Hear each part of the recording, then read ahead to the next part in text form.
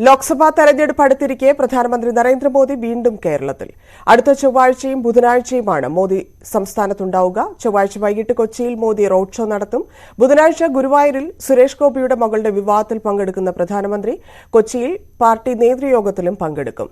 ഈ മാസം ഇത് രണ്ടാം തവണയാണ് മോദി കേരളത്തിലെത്തുന്നത്. ഐശ്വര്യാനിയുടെ റിപ്പോർട്ട്.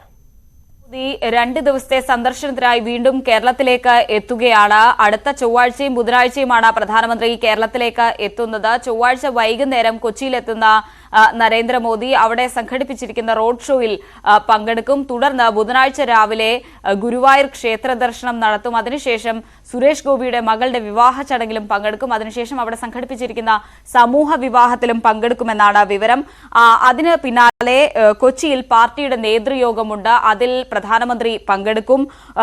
വിവിധ കേന്ദ്ര പദ്ധതികളുടെ ഉദ്ഘാടന ചടങ്ങിലും പങ്കെടുത്ത ശേഷമായിരിക്കും പ്രധാനമന്ത്രി നരേന്ദ്രമോദി മടങ്ങിപ്പോവുക. എന്തായാലും കഴിഞ്ഞ ജനുവരി 3-ന് അദ്ദേഹം കേരളത്തിൽ എത്തിയിരുന്നു.